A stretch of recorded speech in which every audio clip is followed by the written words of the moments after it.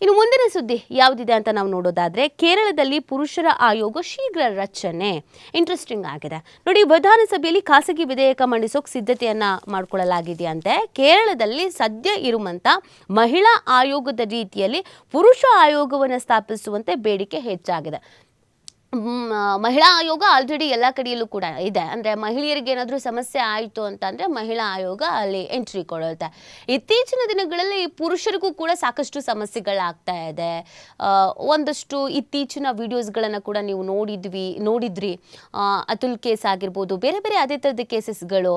So ಹೀಗಿರಬೇಕಾದ್ರೆ ಒಂದು ಪುರುಷರ ಆಯೋಗ ಬೇಕು ಅನ್ನುವಂಥ ನಿಟ್ಟಿನಲ್ಲಿ ಚಿಂತನೆಯನ್ನು ನಡೆಸ್ತಾ ಇದ್ದಾರಂತೆ. ಕೇರಳದಲ್ಲಿ ಶೀಘ್ರದಲ್ಲೇ ಈ ಆಯೋಗ ರಚನೆ ಹಾಕೋದಕ್ಕೆ ಸಕಲ ಸಿದ್ಧತೆಗಳನ್ನು ಮಾಡ್ಕೊಳ್ತಾ ಇದ್ದಾರೆ.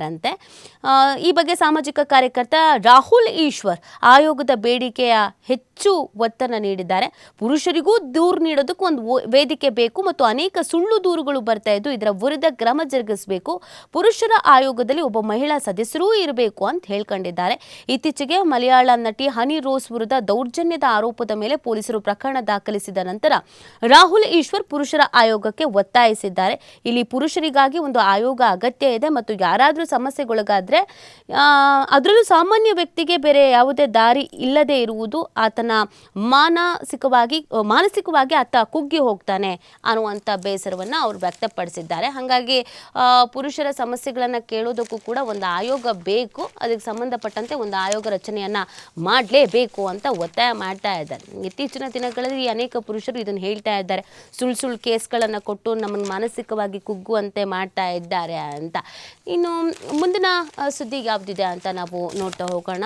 ಮುಂದಿನ ಸುದ್ದಿ ಪತ್ರಿಕೆ ಪ್ರಜಾವಾಣಿಯಲ್ಲಿ ಪ್ರಮುಖ ಸುದ್ದಿ ಯಾವುದಿದೆ, ಇವತ್ತಿನ ಹೈಲೈಟ್ ಏನಿದೆ ಅನ್ನೋದನ್ನು ನೋಡೋದಾದರೆ ನೋಡಿ, ರಾಜ್ಯದಲ್ಲಿ ಸಿಕ್ಕಾಪಟ್ಟೆ ಬೆಳವಣಿಗೆಗಳಾಗಿದೆ. ಅದರಲ್ಲಿ ಪ್ರಮುಖ ಸುದ್ದಿಗಳನ್ನು ಮಾತ್ರ ಆಯ್ಕೆ ಮಾಡಿ ಹೇಳ್ತಾ ಇದ್ದೀವಿ. ಅದರಲ್ಲಿ 13,000 ಕೋಟಿ ವೆಚ್ಚಕ್ಕೆ BBMP ಸಿದ್ಧತೆಯನ್ನು ಮಾಡಿಕೊಂಡಿದೆ. ಯಾವುದಕ್ಕೆ 16 ಕೋಟಿ ಅಂತ ನಾವು ನೋಡೋದಾದರೆ, ಬೆಂಗಳೂರು ಸಮಗ್ರ ಸಂಚಾರ ನಿರ್ವಹಣೆ ಯೋಜನೆಯಡಿ ಉದ್ದೇಶಿಸಲಾಗಿರುವ ಸುಮಾರು 13,000 ಕೋಟಿ ವೆಚ್ಚದ 16 ಎಲಿವೇಟೆಡ್ ಕಾರಿಡಾರ್ ಮೇಲ್ಸೇತುವೆ ಅನುಷ್ಠಾನಕ್ಕೆ BBMP ಇದೀಗ ಸಜ್ಜಾಗಿದೆ, ತಯಾರನ್ನ ಮಾಡಿಕೊಳ್ತಾ ಇದೆ. ಉಪಮುಖ್ಯಮಂತ್ರಿ DK ಶಿವಕುಮಾರ್ ಸೂಚನೆಯ ಮೇರೆಗೆ ನಗರದಲ್ಲಿ ಸಂಚಾರ ದಟ್ಟಣೆಯನ್ನು ನಿಯಂತ್ರಿಸಿ ಸುಗಮಗೊಳಿಸೋಕೆ ಬೆಂಗಳೂರು ಸಮಗ್ರ ಸಂಚಾರ ನಿರ್ವಹಣೆ ಯೋಜನೆ ರೂಪಿಸಲಾಗಿತ್ತು. ಅದರಡಿ ಸುರಂಗ ರಸ್ತೆ, ಡಬಲ್ ಡೆಕ್ಕರ್ ಕಾರಿಡಾರ್ ಸೇರಿದಂತೆ 16 ಮೇಲ್ಸೇತುವೆ, ಅಂಡರ್ ಪಾಸ್ಗಳ ನಿರ್ಮಾಣಕ್ಕೆ ಕಾರ್ಯಸಾಧ್ಯತೆ ವರದಿಯನ್ನು BBMP ತಯಾರಿಸಿತ್ತು. BBMPಯ ಮುಂದಿನ ಬಜೆಟ್ನಲ್ಲಿ ಈ ಯೋಜನೆಗಳು ಘೋಷಣೆ ಆಗಲಿದ್ದು ಅದಕ್ಕಾಗಿ ಸರ್ವ ಸಿದ್ಧತೆಯನ್ನು ಕೂಡ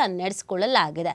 16 ಉದ್ದೇಶಿತ ಎಲಿವೇಟೆಡ್ ಕಾರಿಡಾರ್ ಮೇಲ್ಸೇತುವೆಗಳ ಸಂಖ್ಯೆ ಇರೋದು 16,140 ಕೋಟಿ. ಒಟ್ಟು ಕಾರಿಡಾರ್ಗಳ ನಿರ್ಮಾಣದ ವೆಚ್ಚ ಆಗತ್ತೆ 109.5 ಮೀಟರ್ ಎಲಿವೇಟೆಡ್ ಕಾರಿಡಾರ್ನ ಒಟ್ಟು ಉದ್ದ ಅನ್ನೋದು ಗೊತ್ತಾಗ್ತಾ ಇದೆ. ಸೊ ಇದಕ್ಕೆ ಸಂಬಂಧಪಟ್ಟಂತೆಗೆ ಸಾಕಷ್ಟು ರೀತಿಯಾದಂಥ ಚರ್ಚೆಗಳು ಕೂಡ ಆಗ್ತಾ ಇದೆ. ಉದ್ದೇಶಿತ ಎಲಿವೇಟೆಡ್ ಕಾರಿಡಾರ್ ಯೋಜನೆಗಳಲ್ಲಿ ದಶಕಗಳಿಂದ ನೆನೆಗುದಿಗೆ ಬಿದ್ದಿರುವ ಹಡ್ಸನ್ ವೃತ್ತದಿಂದ ಮಿನರ್ವ ವೃತ್ತದವರೆಗೆ ಇಂಟಿಗ್ರೇಟೆಡ್ ಎಲಿವೇಷನ್ ಯೋಜನೆಯೂ ಇದೆ. ಆದರೆ ಇದೇ ಮಾರ್ಗದಲ್ಲಿ ವೈಟ್ ಟಾಪಿಂಗ್ ಕಾಮಗಾರಿಯು ಆರಂಭ ಆಗಿದೆ. ಮೇಲ್ಸೇತುವೆ ಮಾಡದೇ ಇದ್ರೆ ಅದು ಮುಗಿದ ಮೇಲೆ ವೈಟ್ ಟಾಪಿಂಗ್ ಮಾಡಬಹುದು. ಈಗೇನಾದರೂ ಮಾಡಿದ್ರೆ ಅದನ್ನೇ ಕಿತ್ತು ಮೇಲ್ಸೇತುವೆ ಮಾಡಿದ್ರೆ ದುಂದು ವೆಚ್ಚ ಆಗತ್ತೆ ಅಂತ ಬಸವನಗುಡಿಯ ಸತ್ಯನಾರಾಯಣ ಅವರು ದೂರಿದ್ದಾರೆ. ಇದು ಬ್ಯಾಕ್ ಟು ಬ್ಯಾಕ್ ಹಿಂಗೆ ಆಗ್ತಾ ಇದ್ರೆ ಸಮಸ್ಯೆ ಆಗುತ್ತೆ, ಆಲ್ರೆಡಿ ವೈಟ್ ಟಾಪಿಂಗ್ ಆಗ್ತಾ ಇದೆ, ಅದನ್ನಾದರೂ ಸ್ಟಾಪ್ ಮಾಡಬೇಕು ಅಂತ ಅವರು ಇದೇ ಸಂದರ್ಭದಲ್ಲಿ ಕೇಳ್ಕೊಂಡಿದ್ದಾರೆ. ನೋಡ್ಬೇಕು ಅದಕ್ಕೆ ಸಂಬಂಧಪಟ್ಟಂತೆ ಏನು ಬೆಳವಣಿಗೆ ಆಗತ್ತೆ ಅಂತ. ಇನ್ನು ಮುಂದಿನ ಸುದ್ದಿ ಯಾವುದಿದೆ ಅಂತ ನಾವು ನೋಡೋದಾದರೆ, ನಗರದಲ್ಲಿ ಅಂತರ್ಜಲ ಕುಸಿತವಾಗ್ತಾ ಇದೆ. IISC ವರದಿ ನೀಡಿರುವಂಥದ್ದು 80 ವಾರ್ಡ್ಗಳಲ್ಲಿ ಕೊರತೆಗೆ ಸಾಧ್ಯತೆ ಇದೆ ಅನ್ನೋದನ್ನು ಹೇಳ್ತಾ ಇದೆ. ಸೊ ಈ ವರದಿ ಏನು ಹೇಳ್ತಾ ಇದೆ ಅಂತ ನಾವು ನೋಡೋದಾದರೆ, ಮುಂಬರುವ ಬೇಸಿಗೆಯಲ್ಲಿ ನಗರದ 110 ಹಳ್ಳಿಗಳು ಸೇರಿದಂತೆ ಸುಮಾರು 80 ವಾರ್ಡ್ಗಳು ಹೆಚ್ಚು ನೀರಿನ ಕೊರತೆಯನ್ನು ಎದುರಿಸುವಂಥ ಸಾಧ್ಯತೆ ಇದೆ ಅನ್ನೋದನ್ನು ಈ ವರದಿ ಹೇಳ್ತಾ ಇದೆ.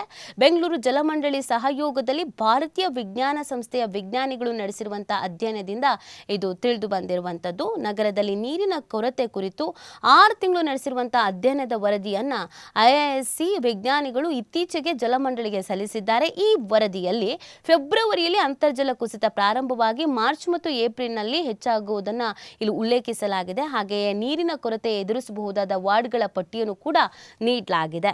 ಅಂತರ್ಜಲ ಕುಸಿತದ ನಗರ ಕೇಂದ್ರ ಪ್ರದೇಶದಲ್ಲಿ ಅಂತರ್ಜಲ ಮಟ್ಟ ಸುಮಾರು 5 ಮೀಟರ್ಗಳಷ್ಟು, ಸಿಎಂಸಿ ಪ್ರದೇಶದಲ್ಲಿ 10 ಮೀಟರ್ನಿಂದ 15 ಮೀಟರ್ಗಳಷ್ಟು ಮತ್ತು 110 ಹಳ್ಳಿಗಳ ವ್ಯಾಪ್ತಿಯಲ್ಲಿ 20 ಮೀಟರ್ನಿಂದ 25 ಮೀಟರ್ಗಳಷ್ಟು ಕುಸಿಯುವಂತ ಸಾಧ್ಯತೆ ಇದೆ. ಇವುಗಳನ್ನು ಕ್ರಿಟಿಕಲ್ ವಾರ್ಡ್ಗಳು ಅಂತ ಗುರುತಿಸಿರುವುದಾಗಿ ವರದಿಯಲ್ಲಿ ಉಲ್ಲೇಖಿಸಲಾಗಿದೆ. ನಗರದಲ್ಲಿ ಮುಂದಿನ ದಿನಗಳಲ್ಲಿ ಅಂದರೆ ಬೇಸಿಗೆಯಲ್ಲಿ ಅಂತರ್ಜಲ ಕುಸಿತ ಆಗುವಂತ ಸಾಧ್ಯತೆ ಇದೆ ಅನ್ನೋದನ್ನ ಈ ವರದಿ ಹೇಳ್ತಾ ಇದೆ.